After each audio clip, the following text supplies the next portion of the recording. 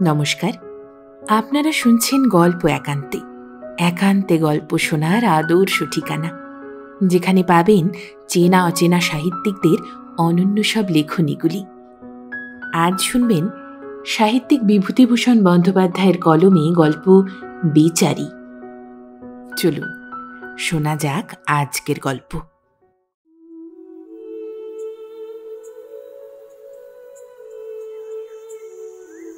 কলিকাতায় বোমার হাঙ্গামা উপলক্ষে বহুদিন কলিকাতা বাস ত্যাগ করিয়া সপরিবারে গিয়া ভগ্নিপতির বাড়িতে আশ্রয় লইয়াছি। একেবারে অজপাড়াগা। রেল স্টেশন হইতে 7 ক্রোশ রাস্তা হাঁটিয়া অথবা গরুর গাড়িতে গেলে তবে গ্রামে পৌঁছনো যায়। ভগ্নিপতিদের মেটে বাড়ি, তাহাদেরই স্থান সংকুলান হয় না। তবে বিপদের দিনে আপাতত বোমায় মরিতে বসিয়াছি দেখিয়া তাহারা নিজেদের অসুবিধা করিয়াও বাহিরের ঘরখানি আমাদের জন্য ছাড়িয়া দিল। আমরা গরুর গাড়ি হইতে নামিয়াই দেখি বাহিরের ঘর হইতে 3টি তোরঙ্গ, একটি বড় বিছানা আর গোটা 2 পুঁটুলি স্থানান্তরিত হইতেছে। জিজ্ঞাসা করিয়া জানিলাম আমার ভগ্নিপতির মেজ ভাইয়ের শ্যালীপতি ভ্রাতাও সপরিবারে ইছাপুর না দমদম হইতে সপ্তাহখানেক পূর্বে আসিয়া এইখানেই আশ্রয় লইয়াছিলেন এবং বাহিরের ঘরে তাহারাই ছিলেন। বাড়ির মধ্যে স্নানঘরের পাশে যে নাতি ক্ষুদ্র ভাড়ার ঘর আছে, আপাতত সেইখানেই তাহাদের থাকিবার ব্যবস্থা হইয়াছে। বহুদিন কলিকাতায় বাসা করিয়া আছি, বাড়ি করিবার সঙ্গতি অবশ্য নাই। সঙ্গতি ছিল না, এজন্য ঈশ্বরকে ধন্যবাদ দিলাম। জাপানি বোমার ঘায়ে সে বাড়ি কতক্ষণ টিকিত কে জানে। আমার যেসব বন্ধুবান্ধবকে কলিকাতায় বাড়ি করিবার জন্য এতদিন হিংসা করিতাম, আজ তাহাদের প্রতি সে হিংসার ভাব করুণা ও সহানুভূতিতে পরিণত হইয়াছে। বেচারীদের পয়সাগুলো অনর্থকই নষ্ট হইল। 2-1 দিন কাটিয়া গেল। চারিদিকে চাহিয়া দেখি গ্রামের মধ্যে ভীষণ জঙ্গল, খানা ডোবা বাঁশ বন। শীতের শেষ। স্ত্রী একদিন আমায় আসিয়া বলিলেন, ওগো, কত চালতে পড়ে আছে বনের মধ্যে, দেখবে এসো। আমার স্ত্রী শহরের মেয়ে। পাড়াগাঁয়ের বনে বাগানে পাকা চালতে শীতকালে পড়িয়া থাকা বিশেষ আশ্চর্যের কথা নহে। অবশ্য তাহা না বলিয়া তাহার আনন্দটাকে আরো ঘনীভূত হইবার অবকাশ দিবার জন্য দুজনে বনের দিকে ছুটিয়া গেলাম। ও তাই তো, এ যে অনেক দেখছি। এক একটা চালতের দাম কলকাতায় 2 পয়সা, আর দেখো এখানে কিনতে হয় না। কুড়িয়ে নেব? হ্যাঁ গো, কেউ কিছু বলবে না তো? কে আবার কি বলবে? বাগানে চালতে পড়ে আছে, কুড়িয়ে নেবে তা কে কি বলবে এসব পাড়া গায়ে? এমন সময়ে আমার স্ত্রী বলিলেন, ও কে গো? চাহিয়া দেখি একটি 22-23 বছরের যুবক একটা ঝুড়ি হাতে করে ওদিক হইতে বন ঠেলিয়া গাছতলায় সম্ভবত চালতে কুড়াইতে আসিতেছে। আমাদের দুজনকে দেখিয়া সে একটু সমীহ করিয়া থমকিয়া পড়িল। আমি তাহাকে আশ্বাস দিবার জন্য বলিলাম, চালতে গাছ কি তোমাদের? 2টো চালতে কুড়োচ্ছি, কিন্তু। যুবক হাসিয়া বলিল, you may take, not my tree. তাই তো, এ দেখিতেছি ইংরাজি জানা লোক, নিতান্ত গ্রাম্য লোক নয় তাহা হইলে। যদিও আমার সঙ্গে ইংরেজি বলার সার্থকতা কি তাহা বুঝিলাম না। বলিলাম, আপনার বাড়ি এখানেই বুঝি? No, I was a clerk at Calcutta. Now I am here. কলকাতায় একটা ক্লার্কের চাকরি করতাম, এখন আপাতত এখানেই। বেশ বেশ, তাহলে আমাদের মতোই অবস্থা দেখছি। জাপানি বোমার ভয়? যুবক হাসিয়া চুপ করিয়া রহিল, হা না কিছুই বলিল না। বৈকালের দিকে ছোকরার সঙ্গে ভালো করিয়া আলাপ হইল। জানিলাম তাহার নাম সুরেশ। আমার ভগ্নিপতির বাড়ির পাশে যে মুখুজ্জে বাড়ি, সে সেই বাড়ির রাসু মুখুজ্জের শ্যালক। মুখুজ্জে বাড়ির অন্যান্য লোকে কলিকাতায় ও কলিকাতার বাহিরে বিভিন্ন স্থানে চাকরি করে। কখনো বাড়ি ঘরে না আসার দরুন পৈতৃক সুবৃহৎ দোতলা বাড়ি ভাঙিয়া যাইবার উপক্রম হইয়াছিল। বর্তমানে সেই বাড়ির রাসু মুখুজ্জেই গভর্নমেন্টের দপ্তরখানায় কেরানিগিরি হইতে অবসর গ্রহণ করিয়া বাড়ি আসিয়া 3 বৎসর যাবৎ বাস করিতেছেন। গোটা 50 টাকা পেনশন পান বলিয়া দেশে আছেন, নতুবা কলিকাতায় গিয়া বাস করিতেন। বলিলাম, তুমি কি এই 3 বছরই এখানে আছো? হ্যাঁ দাদা, কোথায় আর যাব, এখন চাকরি নেই কিনা, তবে শিগগিরই হবে।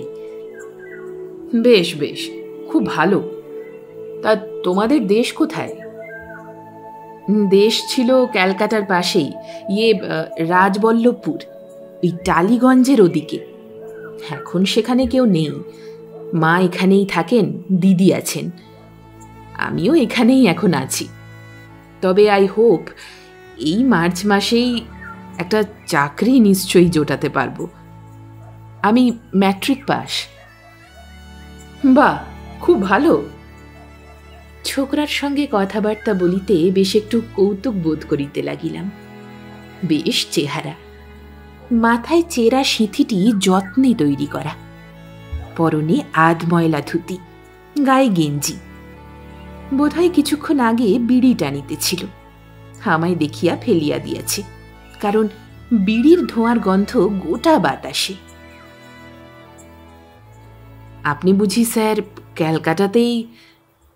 হ্যাঁ, আমার কর্মস্থান কলকাতাতেই ছিল। স্কুলে মাস্টারি করতাম, এখন স্কুল সব বন্ধ, তাই এখানে। তা স্যার আপনি কি পাস? MA পাস করেছিলাম। ছোকরা বিনয়ে সম্ভ্রমে কাঁচুমাচু হইয়া বলিল, then you are a cultured man sir. ভারী খুশি হলো আপনার সঙ্গে আলাপ হয়ে। আমি তো ম্যাট্রিক পাস, কিন্তু দেখুন স্যার, লেখাপড়া আমি খুব ভালোবাসি। সে তো খুব আনন্দের কথা, ভদ্রলোকের ছেলে হবারই তো কথা।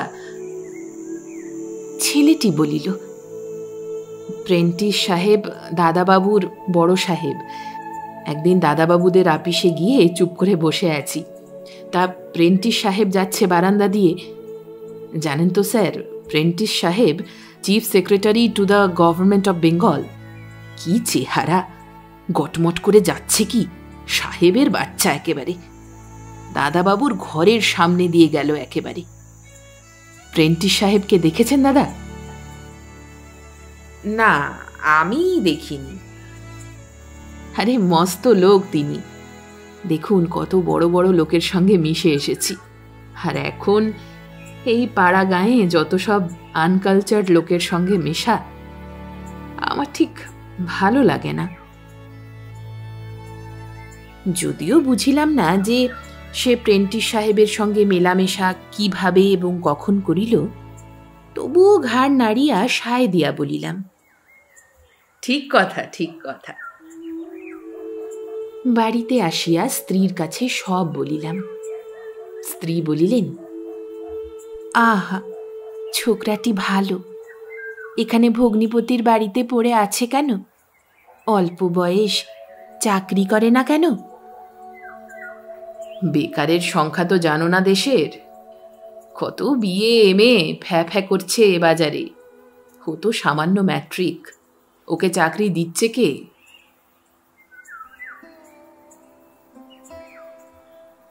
দিন কতক কাটিয়া গেল। একটা জিনিস খুব কৌতূহলের সহিত লক্ষ্য করিলাম, পাড়া গাঁয়ে লোকে সময় কি করিয়া কাটায়।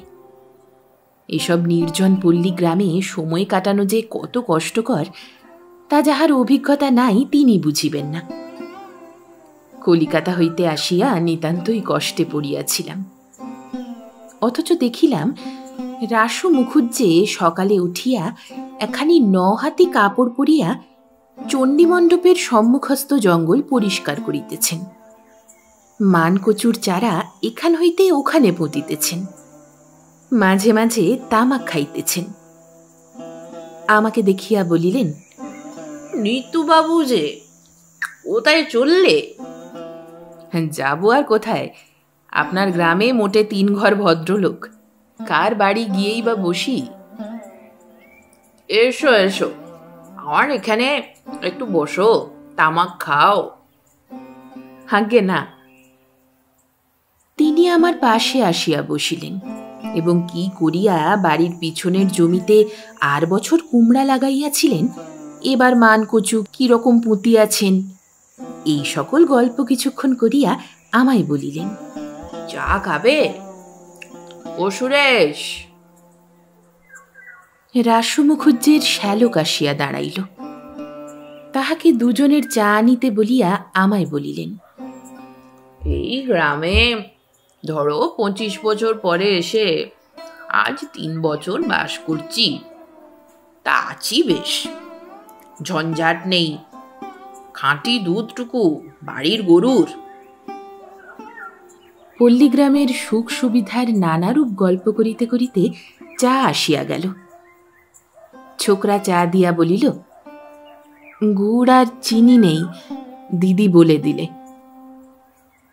রাসু মুখুজ্জে কর্কশ কণ্ঠে বলিলেন, নেই তা নিয়ে এসো গে না বাজার থেকে। আমায় বলতে এসেছেন চিনি নেই, যাও বাজার থেকে এনে রাখো। তোমার দিদির কাছ থেকে পয়সা নাও গে, যাও। কুড়েমি আমি একেবারে দেখতে পারি না। হ্যাঁ।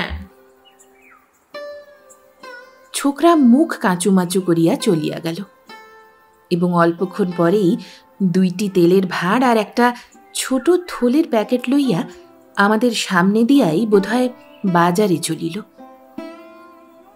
বেলা প্রায় 10টা বাজে। নেউলের বাজার এখান হইতে যাতায়াতে 7 মাইল পথ। রাসু মুখুজ্জে যে তাহার শ্যালকটির উপর যথেষ্ট স্নেহশীল নহেন, তাহা এই ব্যাপার হইতেই বুঝিতে পারিলাম। সন্ধ্যাবেলা দুধারে জঙ্গলাবৃত সরু পথে একটু পায়চারি করিতেছি। রাসু মুখুজ্জের শ্যালক পিছন হইতে বলিল, স্যার। এই যে সুরেশ, খবর কি? ভালো লাগে না স্যার একটুও এখানে। আসুন কোথাও বসে গল্প করা যাক, আসুন আমার সঙ্গে। কিছু দূর গিয়া একটা চারিদিক খোলা চালা ঘর। ছোকরা বলিল, এই হলো গাঁয়ের 12আরি ঘর, অর্থাৎ টাউন হল। দেখুন তো যত সব চাষার কাণ্ড, এমন গাঁয়ে ভদ্রলোক থাকে? তা তো হলো, এখানে বসবে নাকি? তা কি পেতে বসবে এখানে? দাঁড়ান, নবীনের বাড়ি থেকে 2টো বিচুলি নিয়ে আসি, তাছাড়া আর কি পাতি বলুন। কিছুক্ষণ পরে ছোকরা বিচালি হাতে ফিরিয়া বলিল, একটু চায়ের বন্দোবস্ত করে এলাম, নবীনের বাড়িতে বলে এলাম, এক্ষুনি করে দিয়ে যাবে। ওরা যাতে কাপালি। আপনি যেন দাদাবাবুকে বলবেন না গিয়ে, দাদাবাবু বড় বকে। আচার বিচার খুব কিনা, বড্ড গুঁড়া, ভেরি অর্থোডক্স। আমি আবার বলিলাম, ও। ছোকরা কিছুক্ষণ চুপ করিয়া বসিয়া হঠাৎ কোনো কথা মনে পড়িবার ধরনে বলিল, আমি আজ পাড়াগাঁয়ে আছি বটে, কিন্তু দাদা বড় বড় লোকের সঙ্গে। আচ্ছা, আপনি ল্যাম্বেথ সাহেবকে চিনতেন? আমি তাকে ক্যালকাটা পুলিশ ক্লাবে দেখেছি, 7 হাতের মধ্যে। জে.সি. ল্যাম্বেথ ইন্টেলিজেন্স ব্রাঞ্চের স্পেশাল অফিসার ছিলেন, ইদানিং ডিআইজির পার্সোনাল অ্যাসিস্ট্যান্ট হয়েছিলেন, 750 টাকা মাইনে। সবিস্ময়ে বলিলাম, বলো কি, 7 হাতের মধ্যে? তা পুলিশ ক্লাবে কি জন্য গিয়েছিলে? অতীতের গৌরবের দিনের স্মৃতি মনে পড়াতে মানুষের মুখে যে একটা আনন্দের রেখা ফুটিয়া ওঠে, ছোকরার সারা মুখমণ্ডলে তাহা পরিস্ফুট হইতে দেখিলাম। সে স্বপ্ন ভরা চোখ আকাশের দিকে তুলিয়া বলিল, কুন্ডু অ্যান্ড সন্স ক্যাটারার ছিল পুলিশ ক্লাবের অ্যানুয়াল গ্যাদারিংয়ে। কুন্ডুদের বড় ছেলে হরিচরণ আমার বহুদিনের ফ্রেন্ড কিনা, তারা একখানা করে কার্ড দিত, এই এত বড় কার্ড, সোনার জলে নাম লেখা। আমি 2 বার গিয়েছি। গ্র্যান্ড হোটেলে গ্যাদারিং হতো। আমি প্লেটে কেক দিতে গেলাম, আমায় হিউজেস বললে, নো মোর, থ্যাংক ইউ। আমার মাথায় আসিল এই হিউজেস সাহেব আবার কে। সুরেশ বলিতে থাকিল, আরে জোসেফ হিউজেস, ম্যাক আর্থার কোম্পানির বড় সাহেব, ওই যে ক্লাইভ স্ট্রিটে 5 তলা মস্ত বড় বিল্ডিং, 700 ক্লার্ক খাটে তার আন্ডারে। এই গোঁপ, চোখ দুটো দেখলে ভয় করে, বাঘের জাত। ওরা খুব ভদ্রলোক, জানেন তো। আমি বলিলাম, নিশ্চয়ই নিশ্চয়ই, বাহ, দারুণ ব্যাপার। ছোকরার কিন্তু আমার উত্তরের দিকে আদৌ কোনো মন ছিল না। সে অন্যমনস্কভাবে পূর্ববৎ স্বপ্নময় চোখে বলিয়া চলিয়াছে। একবার নাকি রামনগরের মহারাজা কাউন্সিল হাউস হইতে বাহির হইতেছিলেন। সে কোন একটা বারান্দার দুয়ারে দাঁড়াইয়াছিল। একেবারে তাহার গা ঘেঁষিয়া মহারাজা চলিয়া গিয়াছিলেন। হঠাৎ মহারাজার হাতের সোনা বাঁধানো বেতের গুঁতো তাহার গায়ে সামান্যভাবে লাগিতেই খোদ মহারাজা স্বয়ং তাহার দিকে ফিরিয়া চাহিয়া বলিয়াছিলেন, ও, আই এম সো সরি। আজও নাকি সুরেশের কানে কথাগুলি লাগিয়া আছে। এইভাবে ক্রমাগত সুরেশ বলিয়া চলিল। আমি জিজ্ঞাসা করিলাম, সেখানে আবার কি জন্য গিয়েছিলে? বারে, দাদাবাবু তো সেইখানেই টাইপিস্ট ছিলেন, দেখা করতে গিয়েছিলাম যে ওর সঙ্গে। বলিলাম, বাহ, তুমি তাহলে তো অনেক বড় বড় লোক দেখেছ। ছোকরা উৎসাহের সুরে বলিল, তা আপনার আশীর্বাদে স্যার, অনেক দেখেছি। আজই পড়ে আছি এই অজপাড়া গাঁয়ে, অনেক বড় বড় মানুষদের দেখেছি। সেই জন্য আমার ভালো লাগে না এসব জায়গা। এই সময়ে একটি বিধবা স্ত্রীলোক একখানা কাঁসার থালায় 2 পেয়ালা চা সাজাইয়া আনিয়া আমাকে দেখিয়া একটু সংকোচ বোধ করিয়া দূরে দাঁড়াইয়া রহিল। ছোকরা বলিল, এসো না, দিয়ে যাও, ইনি পশুপতিবাবুর আত্মীয়, লজ্জা নেই, নিয়ে এসো। তবুও মেয়েটি না নাড়াতে আমি বলিলাম, আরে তুমি গিয়ে নিয়ে এসো না। চা খাইতে খাইতে সুরেশ বলিল, আমার একটু ভালো লোকের সঙ্গে কথা বলবার ঝোঁক আছে চিরকাল। তা এইসব জায়গায় আপনি কোথায় পাবেন বলুন? সব মুখ্যু, কেউ ম্যাট্রিক পাশটুকুও করেনি। 2টো ভালো কথা বলি এমন মানুষই নেই। মন যেন কেমন হাঁপিয়ে উঠেছে। আমি বলিলাম, তা সময় কাটাও কি করে? বাড়ির কাজ করি, বাজারে যাই, নবীনদের বাড়ি এসে মাঝে মাঝে বসি। তা নবীন বরং ভালো, 2টো ভালো কথা শুনতে চায়। ওকে সেদিন বললাম, তোরা এখানে কেমন করে থাকিস রে? আমি দেখেছি কলকাতায় বড় বড় লোকের বাড়ি আলাদা নাইবার ঘর আছে, তাকে বাথরুম বলে। গরম জল, ঠান্ডা জল। মেদিনীপুরের জমিদারের রডেন স্ট্রিটে যে বড় বাড়ি আছে দেখেছেন? একবার আমি তাদের বাড়ি গিয়েছিলাম আমার এক বন্ধুর সঙ্গে। 2 তলায় বাথরুম। বাড়িখানা কি! বাথরুমে একখানা আয়না আছে, সমস্ত শরীর একসঙ্গে দেখা যায়। মেঝেতেই আপনি মুখ দেখুন না, এমনই সুন্দর করে পালিশ করা। সকালবেলা গিয়েছিলুম, বাবুর জন্য খাবার গেল, চেয়ে চেয়ে দেখলাম ডিম সেদ্ধ, টোস্ট আর দুটো রসগোল্লা, দুটো কলা। আমাদের এক মুঠো চাল ভাজা, তাও সব দিন জোটে না সকালে উঠে। তাই নবীনকে বললাম, তোরা বেঁচে আছিস ভূতের মতো, মানুষ এমন বাস করে না। মানুষের মতো বাস করতে হলে কলকাতায় গিয়ে দেখে আয়। আপনি কি বলেন দাদা? কথাটা হাড়ে হাড়ে বুঝিতেছি, সুতরাং বলিলাম, এ কথা খুবই ঠিক। এসব জায়গায় বর্ষাকালে থাকা অসম্ভব, যেমন কাদা তেমনি মশা। চাহিয়া দেখিয়া বেশ আমোদ বোধ করিলাম। বেশ জায়গাতে বসিয়া চা পান করিতেছি বটে। গ্রাম্য শ্যাওড়া ভাট শিউলি গাছের জঙ্গলে একখানা চালা ঘরে মাটির মেঝেতে বিচুলি বিছাইয়া আংটা ভাঙা পেয়ালায় কাপালিদের বাড়ির তৈরি চা খাইতে খাইতে দুজনে কলিকাতার সুখ সুবিধার কথা আলোচনা করিতেছি। ছোকরাও বোধহয় এই কথাই ভাবিতেছিল, কারণ সেই এই সময় হঠাৎ বলিল, কতদিন কলিকাতায় যে যাইনি।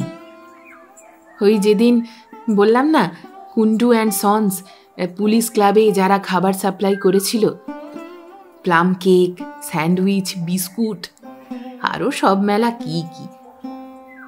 ওদের দোকান হলো হগ মার্কেটে। কুন্ডুদের বড় ছেলের সঙ্গে আমার ভাব। তা ওদের দোকানে সকালে বসে আছি, এমন সময়ে একজন মোটা মতো ভদ্রলোক, দিব্যি চেহারা, দোকানে এসে কি চাইলে।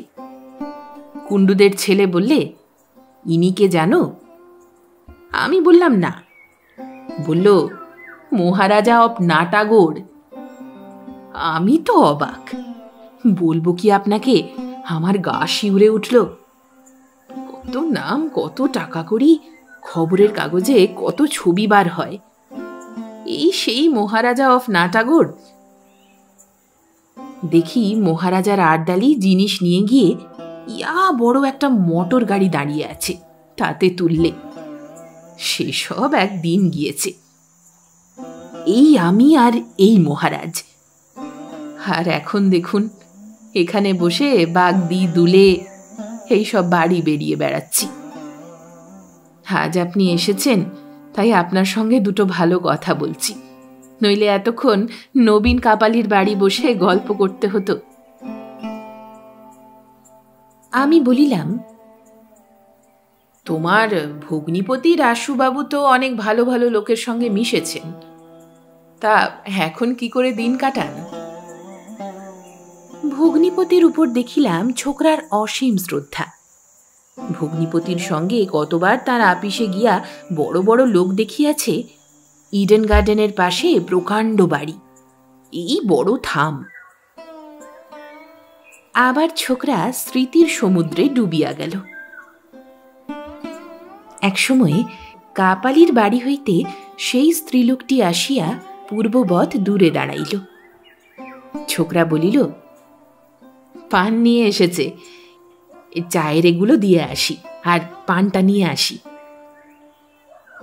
একটা কাঁসার বাটিতে 4 খিলি পান লবঙ্গ দিয়া মুড়িয়া পরিপাটি করিয়া সাজা। ছোকরা বলিল, আমি পান খাইনে, আপনি খান। তারপর আবার আমরা গল্প শুরু করিলাম। দেখিলাম ছোকরার অদ্ভুত ধরনের ক্ষমতা তার নিজেকে প্রতারণা করিবার। তার বর্তমান অবস্থাকে সে কেমন চমৎকার ভুলিয়াছে ভবিষ্যৎ ও অতীতের সুখ স্বপ্ন দ্বারা। চাকরি আমার হয়ে যাবে এই জানুয়ারি মাসে। আমার অনেক বড় বড় সহায় আছে কলকাতায়, এখান থেকে বেরুতে পারলে বাঁচি। একটা ভালো লোকের মুখ দেখতে পাইনি আজ 3 বছরের মধ্যে। এ কথা তাহাকে অবশ্য জিজ্ঞাসা করি নাই। এতই যদি তাহার সহায়, তবে আজ 3 বছর এখানে পড়িয়া থাকিয়া ভগ্নিপতির বাজার তরকারি করিতেছে কেন?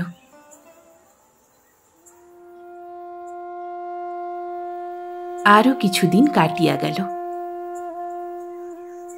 একদিন চৈত্র মাসের দুপুর রোদে দেখি সে 7 মাইল দূরবর্তী বাজার হইতে প্রকাণ্ড একটা ভারী মোট ঝুলাইয়া আসিতেছে। খালের ধারে আমার সঙ্গে দেখা। আমাকে দেখিয়া মোট নামাইয়া গাছের ছায়ায় একটু বসিল। বলিলাম, হেতে কি? এই হাট বাজার করে ফিরছি, এই আটা ডাল নুন এই সব। আমি জিজ্ঞাসা করিলাম, রাসু মুখুজ্জে আজ সকালে বকাবকি করছিলেন কাকে? দাদাবাবুর মেজাজ বড় গরম, বাগদিপাড়ার এক প্রজাকে ডাকতে পাঠালেন। একটু দেরি হয়েছে ফিরতে আমার, আর অমনি বকাবকি শুরু করে দিলেন। তা তোমার দিদি কিছু বললেন না? দাদাবাবুকে দিদি বড় ভয় করে চলে। ছোকরা চলিয়া গেল। সে রাত্রেই আমার স্ত্রী বলিলেন, আচ্ছা, রাসু মুখুজ্জের শাশুড়ি এখানে থাকেন কেন? তা কি করে বলবো। বড় ভালো লোক, এমন হাতে রান্না। আমায় বিকেলে আজ জল খাবার খাইয়েছিলেন, যেমন মিষ্টি কথাবার্তা। বাবা, রাসুবাবু ওর শালাকে যা বকলেন আজকে আমার সামনে। বাজার থেকে কি জিনিস ভুলে আনেনি, একেবারে ননসেন্স, বেরিয়ে যাও, বসে বসে গিলছ, এমন সব যা তা বললেন। মায়ের চোখ দিয়ে জল পড়তে লাগলো। তা মুখুজ্জে মশাইয়ের স্ত্রী কিছু বললেন না? ও বাবা, তিনি তো ভয়ে কাঁটা। মানে একটু কিন্তু কিন্তু মনে হলো। এই বাজারে মনে ভাবো, মা ভাই সংসারের গলগ্রহ তো। আচ্ছা, কেন ছেলেটিকে বলো না কোথাও গিয়ে কিছু করতে? এর চেয়ে যে বেরিয়ে গিয়ে যা হয় একটা কিছু করাও ভালো। যতদূর বুঝলাম মায়ের মনে খুব দুঃখ, জামাইয়ের ভাত গলা দিয়ে নামে না। শুনিয়া খুবই দুঃখিত হইলাম। ভাবিলাম কালই ছোকরাকে বুঝাইয়া বলি। অল্প বয়স, এই তো জীবনে ঝাঁপাইয়া পড়িয়া জুঝিবার সময়। সারা জীবন তার সামনে। বৃহত্তর ক্ষেত্রে অগ্রসর হোক বীরের মতো, তবে তো সে নিজেকেও খুঁজিয়া পাইবে। এ বাঁচা তো জড় পদার্থের অচলত্ব, ইহা তাহাকে বুঝাইতেই হইবে। পরদিন তাহার সঙ্গে আবার দেখা। সে নিজেই আমাকে বলিল, দেখুন, একটা কাজ পাচ্ছি, এখানেই বাড়ি বসে নেব। এই কাপালি পাড়ার সবাই বলছে গ্রামের বারোয়ারি ঘরে একটা পাঠশালা খুলতে, ছাত্রপিছু 4 আনা করে দেবে। 20-25টা ছাত্র আপাতত হবে, তারপর ওরা আরো জোগাড় করে দেবে বলেছে। কি বলেন, ভালো হবে? আমি বলিলাম, বসে না থেকে ভালোই, যা পাও। তোমার পক্ষে বসে থাকাটা। দিন কয়েক পরে বারোয়ারি ঘরের দিকে বেড়াইতে গিয়া দেখি ছাত্রছাত্রীরা সমস্বরে নামতা মুখস্থ করিতেছে। সুরেশ বসিয়াছিল, আমাকে দেখিয়া বলিল, আসুন স্যার, বসুন একটু। 7টি ছাত্র আর এই 4টি ছাত্রী জুটেছে, আরও অনেক আসবে বলেছে সামনের মাস থেকে। নবীন, সাধু বাগদি, হরিকলু হেরা সব ভরসা দিয়েছে। আমি কিন্তু খুব ভরসা পাইলাম না। ছোকরা যেরকম খুশির সুরে পাঠশালাটিকে কেন্দ্র করিয়া স্বীয় উজ্জ্বল ভবিষ্যৎ অঙ্কিত করিতে লাগিল, তাহাতে তাহার উপর বড় মায়া হইল। এই অতি সামান্য মোচার খোলায় সে সমুদ্রপাড়ের যে কল্পনায় উৎফুল্ল হইয়া উঠিয়াছে, তাহা যে কত ক্ষণভঙ্গুর, সে সম্বন্ধে এই অনভিজ্ঞ যুবক কিছুই জানে না। পাড়াগাঁয়ের পাঠশালা, এইসব ধেড়ে ছাত্রেরা গরু চড়াইত, লেখাপড়ায় ইহাদের মন নাই। দুর্গন্ধ মলিন বস্ত্র পরিয়া ভাঙা সেলেট ও কোন কোঁকড়ানো প্রথম ভাগ হাতে এই বয়সে বিদ্যালয়ে পড়িতে আসিয়াছে। তাহার কারণ এখন মাঠে মাঠে ধান, গরু চড়াইবার সুবিধা নাই। ভাদ্রের প্রথমে আউশ ধান কাটিবার পর যেমন মাঠ ফাঁকা হইয়া যাইবে, ইহাদেরও ছাত্রজীবন সাঙ্গ হইয়া রাখাল জীবনের শুরু হইবে। পাড়াগাঁয়ের ধাত জানিতে আমার বাকি নাই। সুরেশ আমার কাছে বসিয়া হাত নাড়িয়া বলিতে লাগিল,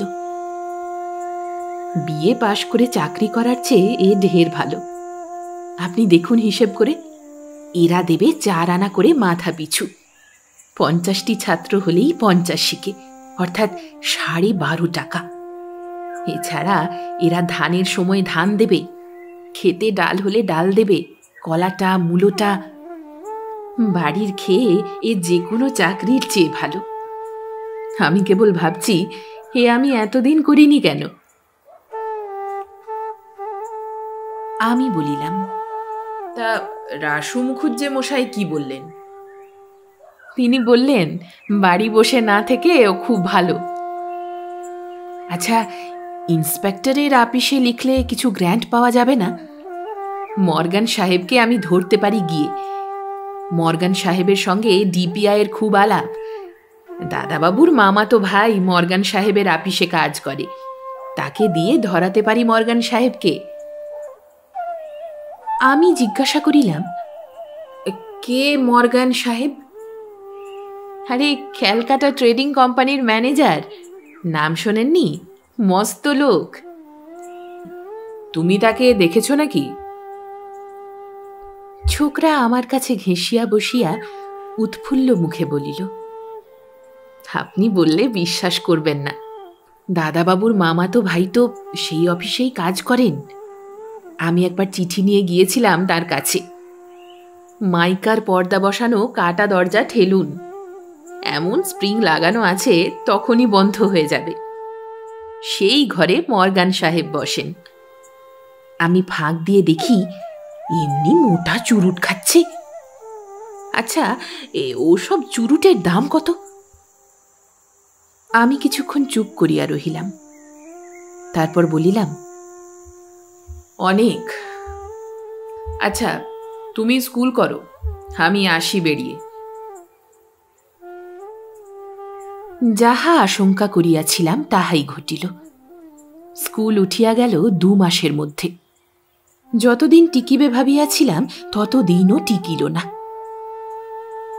একদিন দেখি সুরেশ বেলা 1টার সময় বাড়ির পাশের কাঁচকলার ঝোড়ে কোপ মারিয়া গাছ কাটিতেছে। বলিলাম, স্কুলে যাওনি? স্কুল উঠে গেল। সে কি, কেন? ছাত্র হলো না। 2 মাস দেখলাম, তারপর কেউ মাইনেই দেয় না। ভূতের বেগার আর কতদিন খাটি বলুন? চাষার ছেলে, ওরা স্কুল কলেজের মর্ম কি বুঝবে বলুন দেখি? নিউটন বলেছেন, আমি সমুদ্রের ধারে নুড়ি কুড়িয়ে বেড়াচ্ছি। স্যার আইজ্যাক নিউটন একজন বড় দরের সাহেব। ভাবুন তো, ওদের সেসব কথা বুঝিয়ে লাভ কি? মরুগ্গে। রাসু মুখুজ্জে আমায় একদিন বলিলেন, ছোড়াটা একেবারে ওয়ার্থলেস। একটা কাজে পাঠাও, 3 ঘন্টা দেরি। ও হয়েছে আমার একটা বোঝা। আমি বলিলাম, তা একটা কিছু চাকরিতে ঢুকিয়ে দিন না ওকে। ওরকম বসিয়ে রেখেছি কি সাধে? ম্যাট্রিক 3rd ডিভিশন পাস, ওকে কোথায় ঢুকুই বলো তো? বিয়ে এমএ এ বাজারে, আমার ঘাড়েই যত। কেন, এখানেও খাটে তো কম নয়। হাটে বাজারে যাচ্ছে, জিনিসপত্র বয়ে আনছে। রাসু মুখুজ্জে অপ্রসন্ন মুখে বলিলেন, ওইটাই সবাই দেখে। আমি কি তবে অত বড় ছেলেকে বসিয়ে বসিয়ে খেতে দেব? আমার তো সে অবস্থা নয়। আমি নিজে কত খাটি দেখো তো, সকাল থেকে সন্ধে পর্যন্ত। সুতরাং ছোকরার আবার চাকরের জীবন শুরু হইল। গরুর জাব কাটা, গরু মাঠে দিয়া আসা, হাট বাজার করা। আরও সংসারের যাবতীয় পরিশ্রমের কাজ। অথচ আশ্চর্য এই যে ছোকরার স্বপ্ন তেমনি মায়াময়, কল্পনা তেমনি রঙিন রহিয়া গেল। বাস্তবকে সে স্বীকার করিতে আদৌ রাজি হইল না। গ্রীষ্মকাল কাটিয়া আষাঢ় মাসের প্রথম সেই যে ভীষণ বর্ষা পড়িল, শ্রাবণ মাস যায় যায় সে বর্ষার বিরাম বিশ্রাম নাই। চারিধার জলে ডুবুডুবু, রাস্তাঘাট কাদায় হাবুড়, বন জঙ্গলে উঠান ঢাকিয়া গেল। আমার স্ত্রী বলিলেন, ওগো, কলকাতায় সবাই ফিরছে, চলো আমরাও যাই, এখানে আর থাকা যায় না। যদি মরি সেখানে বোমা খেয়ে মরব। ভিজে কাঠে উনুন ধরিয়ে আর ফুঁ পেড়ে চোখ কানা হয়ে যাবার জোগাড় হয়েছে, এ আর সহ্য হয় না। অতএব চলিয়া আসিলাম কলকাতায়। আশ্বিন মাসের প্রথমে এই সেদিন ভগ্নিপতির অসুখ উপলক্ষে একবার সেই গ্রামে গিয়েছিলাম। স্টেশনে নামিয়াই সেদিন ভীষণ বর্ষা। অতি কষ্টে 7 মাইল হাঁটিয়া প্রায় সন্ধ্যার পূর্বেই গ্রামের মাঠে পৌঁছিলাম। তখনও সমানে বৃষ্টি পড়িতেছে, চারিধার ধোঁয়া ধোঁয়া। হঠাৎ চাহিয়া দেখি সেই দুর্যোগের মধ্যে সুরেশ এক বোঝা কাঁচা ঘাস মাথায় করিয়া কোথা হইতে আসিতেছে। আশ্চর্য হইয়া বলিলাম, সুরেশ যে, হ্যাঁ তো বাদলে? সুরেশ আমাকে দেখিয়া একটু অপ্রতিভ হইয়াছে, তাহার ধরন দেখিয়া বুঝিলাম। কতকটা কৈফিয়তের সুরে বলিল, এই বাদলায় গরুর খাবার নেই কিছু একেবারে। খালপাড়ের মাঠ থেকে 2 বোঝা কাঁচা ঘাস, আমি বলি যাই নিয়ে আসি, দিদি বারণ করেছিল। সাহস দিয়া বলিলাম, বেশ তো, ভালোই তো, নিজের কাজ নিজে করবে, এর মধ্যে কিছু, খুব ভালো। ছোকরার এতটা অভ্যাস নাই, দেখিলাম তাহার রীতিমতো কষ্ট হইতেছে। ভগ্নিপতির অন্নদাস, না করিয়া উপায় বা কি? রাসু মুখুজ্জে বসিয়া খাইতে দিবে না। ছোকরা বলিল, কলকাতার অবস্থা কেমন? এখন ঢের ভালো, আবার যেমন তেমনই হয়েছে। সুরেশ বলিল, যুদ্ধের খবর কি? একখানা খবরের কাগজও আসে না যে পড়ি। ওই একরকমই চলছে। সুরেশ বলিল, তাহলে এবার কলকাতায় গিয়ে একটা কাজে লেগে যাই, কি বলেন? বোমার হাঙ্গামা যখন অনেকটা মিটেছে, চাকরি একটা জুটিয়ে নেবই। আর্মি অ্যান্ড নেভি স্টোর্সের গ্রিফিথ সাহেব আমায় বললে, তুমি একটি নোবেল ফ্যামিলির ছেলে, গাঙ্গুলি, আমি তোমাকে নিশ্চয়ই কিছু একটা ব্যবস্থা করে দেব। সেবার আমায় নিয়ে গিয়েছিল সেখানে, ওই যে কুন্ডু অ্যান্ড সন্স, তাদের মেজো ছেলে কন্ট্রাক্টর কিনা ওখানকার, তাই একেবারে স্পষ্ট বললে, আই উইল সি ইউ, আমি তোমার জন্য কিছু একটা ব্যবস্থা করে দেব। তাহাকে মনে করাইয়া দিলাম না যে সে বোমার ভয়ে কলিকাতা হইতে পলাইয়া আসে নাই, আসিয়াছে তাহার 3 বৎসর পূর্বে। চাকরি এতদিন করে নাই কেন? ছোকরা এখনো স্বপ্নরাজ্যেই বাস করিতেছে, কিছুতেই সে রূঢ় বর্তমানকে স্বীকার করিতে চায় না। আমি তার স্বপ্ন ভাঙিয়া দিব কেন? তবুও কি জানি কেন ছোকরার উপর কেমন সহানুভূতি ও করুণা হইল। বেচারি।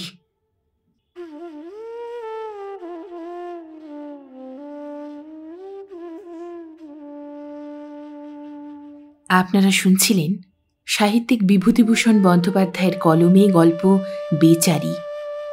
গল্প পাঠে আমি রিয়া। গল্পটির কভার ডিজাইন এবং অন্যান্য সহায়তায় সাইলেন্ট গ্রাফিক্স। গল্পটি কেমন লাগলো কমেন্ট করে আপনার মতামত অবশ্যই জানাবেন। ভালো লাগলে একটি লাইক, সকল প্রিয় মানুষের সাথে শেয়ার আর পরবর্তী গল্প শোনার জন্য সাবস্ক্রাইব করতে ভুলবেন না। আর হ্যাঁ, গল্প একান্তে এখন এসে গিয়েছে ফেসবুকেও। সেখানেও আসছে বেশ কিছু নতুন গল্প। ইতিমধ্যেই প্রথম গল্প চলে এসেছে। শুনে কেমন লাগলো জানাতে ভুলবেন না। ডেসক্রিপশনে ও ফার্স্ট কমেন্টে লিংক দেওয়া রইল। সঙ্গে থাকুন, শুনতে থাকুন গল্প একান্তে।